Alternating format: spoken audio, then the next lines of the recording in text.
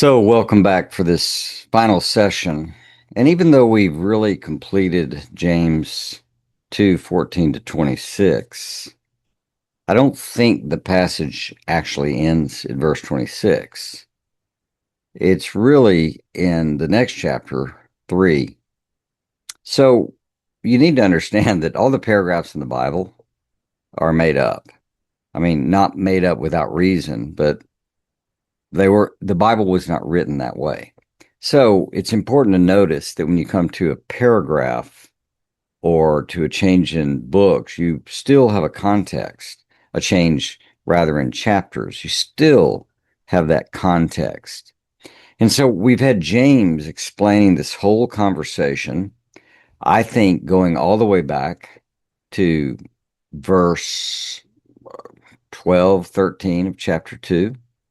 So this would be kind of an inclusio, as they call it. So it's kind of a sandwich of thoughts. You have a thought, and then you return that thought, and then what's in between relates. So in verse 12 of chapter 2, we find, so speak and so act as those who are to be judged by the law of freedom. For judgment will be merciless to the one who has shown no mercy. Mercy triumphs over judgment. That's 12 and 13, which then begins immediately, verse 14. What use is it, my brothers and sisters, if someone says they have faith and has no works? So in this whole conversation of faith and works, with judgment in the context, and then in chapter 3, in verse 1, do not become teachers in large numbers, my brothers, since you know that we who are teachers will incur a stricter judgment. We stumble in all ways. If anyone does not stumble in what he says, he's a perfect man, can rein in the whole body.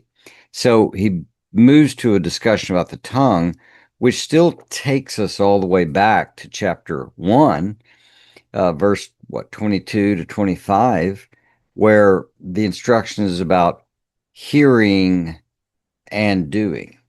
So we've got hearing and doing. In 2:12, this judgment is introduced with say and do as those who will be judged by the law of freedom. Then he gets to 3:1 and don't become teachers because you're going to incur a stricter judgment. Well, what do teachers do?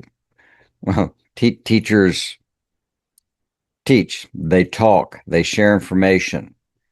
Now, why would a teacher incur a stricter judgment? Well, it's obvious. If people actually take James's exhortation to heart and they do what they're taught, they believe and act, they know the right thing to do, and then they do it. Then if teachers are misleading them and telling them falsehoods, then, as they say, ideas have consequences, and these people will be in serious trouble. That's the problem. And that's the whole context. Now, I think something else curious is going on, and that is James may have a little double hidden meaning in here, going back to the adversary. This person is teaching a falsehood. James understands it. He's countered it. James is teaching that faith and works are separate things that should never be separated. The adversary is teaching faith without works is impossible. So faith and works always must go together. And James has demonstrated and refuted that idea and the problem with it. So when James says, don't become teachers in large numbers, I mean, not a lot of you, since you know you're going to incur stricter judgment, couldn't it be, I mean, we're speculating, but it would make sense that there's a bit of a barb for that adversary or people who might take these false and contrary positions, that James is unfolding truth. And there are people who are unfolding things that are falsehood. And we see this with all of the apostles. All the writings of the letters are always dealing with this issue. We obviously can believe something false. That's a deep concern. The adversary had corrupted the conversation and tried to teach, as the confessionalists do, that we can have a false faith and a truth. Like we can believe we believe, but we don't really believe. But it's true, and we believe it, but not enough. And that's just, as I think we say in our culture, not a thing. We can believe something that's false, but we can't falsely believe something that's true. If we do that, we're lying. So when you believe, you believe. And teachers are intimate and important to this whole issue. So knowing this judgment, knowing this context, I wanted to conclude by stressing something. Not only that James is bringing the whole conversation back to judgment, which is why what we're being saved from is this judgment seat of Christ, this judgment seat of God. But I wanted to underscore how much James is talking about judgment. And all I want to do is go through some passages very quickly and just show you in the book of James that this is a particularly dominant theme. And largely the theme is about judgment in the future. So it's not necessarily the chastening of God, which is great, but it's actually this coming evaluation before God based on our failure to live with integrity, to both believe and do in all these everyday faiths and everyday truths that are so practical in the mind of James. So in looking at the future judgment, what we see in James, starting out in verse 12, it really takes us back to verses 2 through 4. But James says, "Blessed is a man who perseveres under trial. For once he has been approved, he will receive the crown of life, which the Lord has promised to those who love him." Now, this crown, and there are other passages that talk about crowns, but we're staying in James, is a special reward, which ties directly to the context of James 2. This whole conversation about faith and works. Here's a person who is being approved, and he will in the future receive a crown. And this crown is the sort of thing that he promises to those who love him. So part of what we're wrestling with is, does everyone love God? Are all believers lovers of God? That would be another discussion. But it's hard to say that just the designation of being a believer, who can also stumble and fall and sin in abhorrent ways, can be called one who loves him. Now, that's the aim. We're to be perfected in love. We're to grow as those who love. But I remember distinctly in my early years in the faith in college, reading in 1 John chapter 2, that he who loves the world has not the love of the Father. And as I thought about that, I realized, oh my gosh, I love the world. Therefore, I must truly not love the Father. And it was a very convicting and difficult moment for me, or a period of time, to really begin to sort that out. And I did. And I discovered, yeah, that's true. But how is that different than James pointing out in chapter 4 that we can be friends with the world and be an enemy of God? I think this reward and the other crowns are special, and they're based on something. They're just not thrown out as part of a gift. They are rewards, and rewards are deserved. Gifts, not so much. James 1:21, therefore ridding yourselves of all filthiness and all that remains of wickedness, in humility receive the word implanted, which is able to save your souls. So we're getting away from filthiness, wickedness. It comes through humility in receiving the word. We find later, but shortly, that he's talking about being a hearer and doer of the word, similar to his half-brother Jesus in Matthew 7. So in Matthew 7, there at the end, two people, one built their house on sand, one on the rock, and the whole conversation is those who hear his sayings and do them. That is where the deliverance is. Save your souls, perhaps from trouble, perhaps from the filthiness and the wickedness in the world which works. But also, I think James is clearly setting up chapter 2, verse 14. And that salvation, rescue, deliverance is fundamentally away from judgment.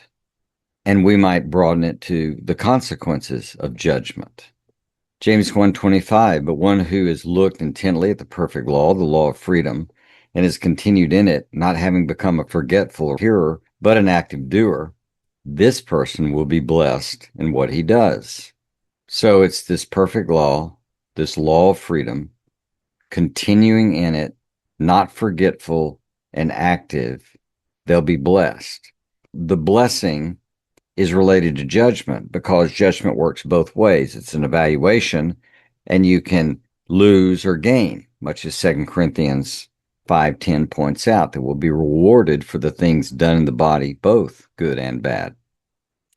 James 1:27, pure and undefiled religion in the sight of our God and Father is this, to visit orphans and widows in their distress and to keep oneself unstained by the world.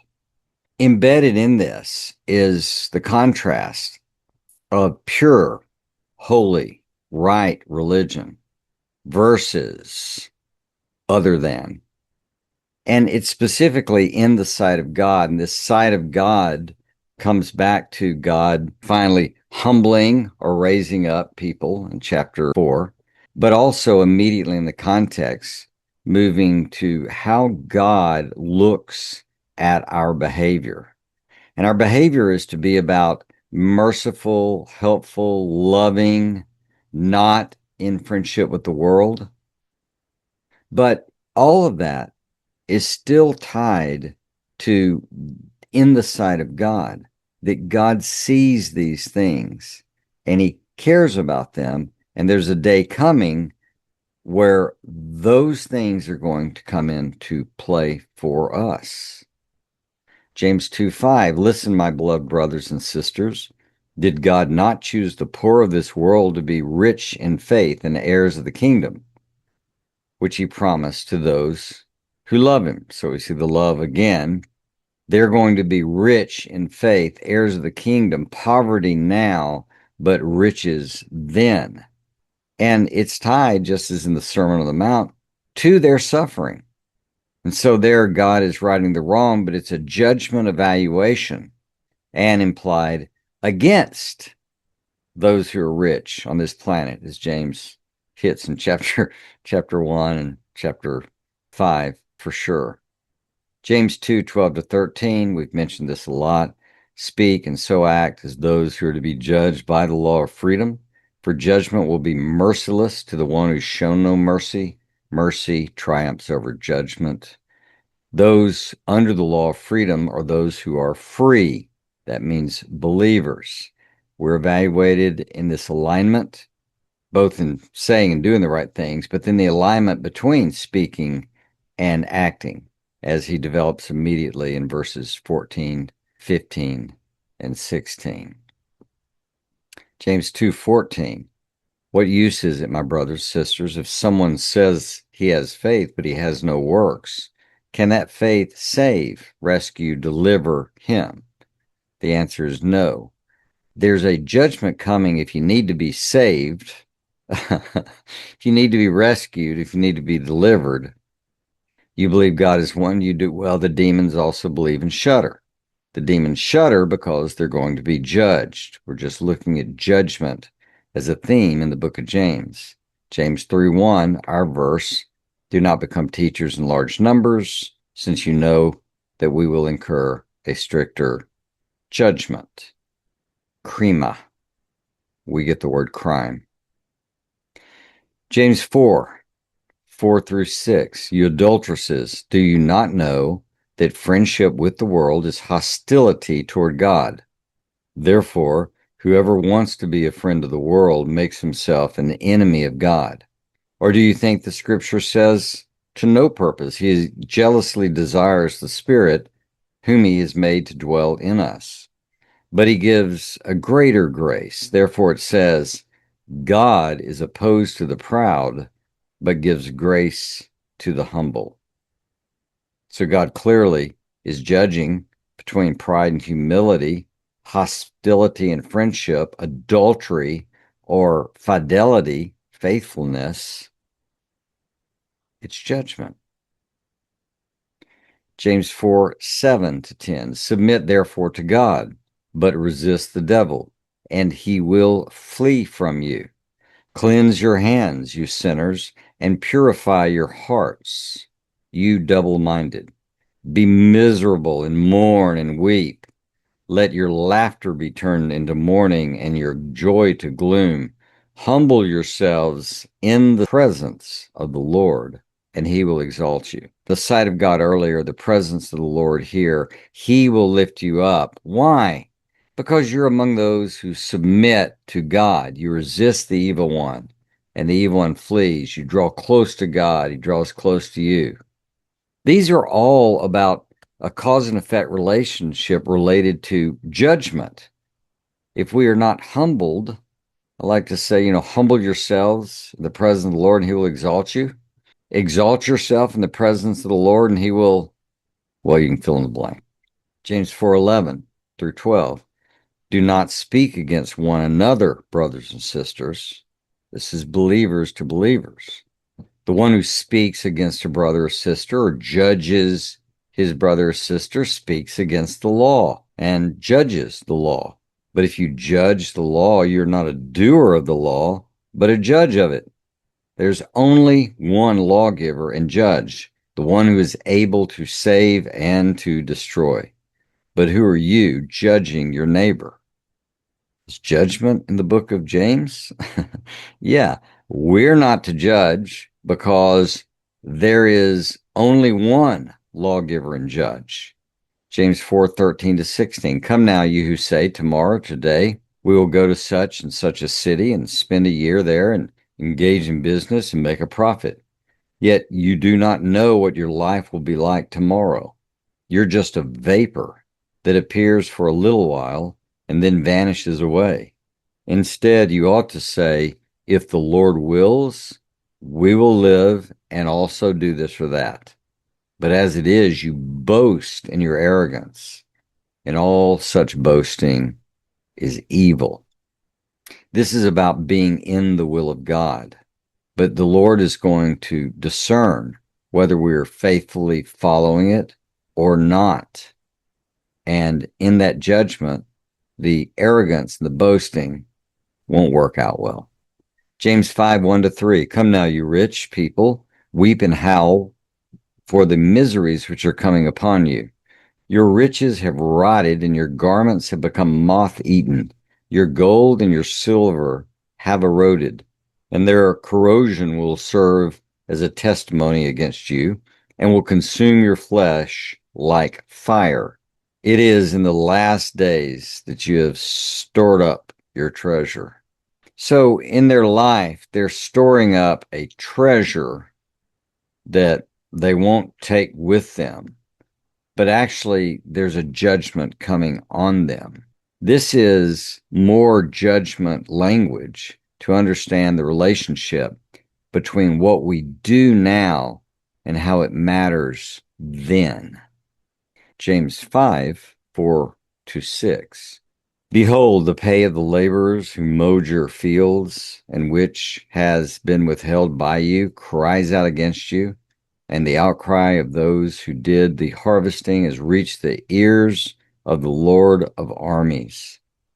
You have lived for pleasure on the earth and lived luxuriously. You have fattened your hearts in a day of slaughter. You have condemned and put to death the righteous person, and he offers you no resistance. So, as James draws to the end of his letter, he continues to emphasize this judgment and the future nature of it, because you've lived this life and you've done these things, and it's like being fattened yourself for a day of slaughter.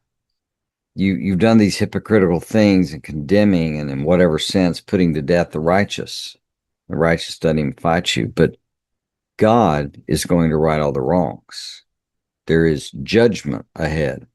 James 5:7-9, therefore be patient, brothers and sisters, until the coming of the Lord. The farmer waits for the precious produce of the soil, being patient about it, until it gets the early and late rains. You too be patient. Strengthen your hearts, for the coming of the Lord is near. Do not complain, brothers and sisters, against one another, so that you may not be judged. Behold, the judge is standing right at the door. The judge is coming. This is future. His return is near, and it's nearer today than it was then. Don't complain. These instructions, don't turn in the judge that you might not be judged. But make no mistake, James's whole conversation is about this judgment that's coming, that's in mind. James 5:12. But above all, my brothers and sisters, do not swear either by heaven or by earth or with any other oath, but your yes should be yes and your no, no, so that you do not fall under judgment. So again, judgment in James, even to the level of boasting by making pledges to try to convince the other person that you're even more committed, something. He, quoting Jesus, is pointing out your yes should be yes, your no, no. This is Christian integrity. You keep your word. Otherwise, you fall under judgment. This theme of James, all the way back to faith without works is dead. Because when you believe a truth and then don't act on it, you make that belief useless. There's no integrity. That's that judgment theme we encounter. James 5:20, let him know that the one who has turned a sinner from the error of his way will save his soul from death and cover a multitude of sins. No time to get into this, but the grammar suggests that the saving his soul from death and covering of sins is for the person who turns the sinner from their sin. It's not talking about the sinner being saved. It's actually the person who does the turning that gets saved, rescued, delivered. Let him know that one who has turned a sinner from the error of his way, let him know that the one who has turned the person will save his soul, that person, from death, cover sins. This isn't trying to discuss the blatant obvious, which is if a sinner quits sinning, then that's good. But rather, there is a stronger, powerful blessing in this judgment theme of those who are faithful not only to live with integrity, but to invite, grab, bring along other believers. And when he says sinners here in the context, he's talking about believers who are caught up in sin. You turn them back, and God's judgment is that really counts. Just like he said in chapter 1, visiting orphans and widows in their distress counts. Keeping oneself unspotted by the world counts. That's the nature of this theme throughout the entire book of James concerning judgment, consequences, rewards, and maybe shame and sorrow. Not eternally, but really. Hope you've enjoyed this. Love for you to pass this along to others. James 2 will absolutely change your life. If you grasp that James is not talking about judging your own works or someone else's works in order to be assured that you're okay with God, but rather knowing that there's a coming day that God's really going to look at your life. And one of the big measures will just simply be, did you live with integrity? As James 4:17 says, did you know the right thing to do, and did you do it? God's given you everything you need for life and godliness. You have the power and ability. But without this mindset, if you buy into the adversary's error and start thinking that your works say something about you, that if you know Christ, you'll naturally produce the deeds over time or eventually that you should, you're tricked. Believing that will not help you. What will help you is getting the idea of Christian integrity, that there's a coming day of evaluation. And in the meantime, God's given you the power to believe all kinds of everyday things, truths in the Word of God. This hearing it and doing it, receiving the Word implanted, is the way we, as it were, resurrect faith, give life to it. And that act of integrity, that living, I know it's right and I do it, start somewhere. Nothing's talking about perfection, but some is good, more is better. Start somewhere. Being that example, and even for your own benefit in your own walk with God, you'd be shocked at what the synergy of faith and works will do in your life. Having faith, believing these truths, and taking action as God directs you. It'll change everything, including your future evaluation before the Lord. God bless. Would you do me a favor and subscribe, and do a friend a favor and share?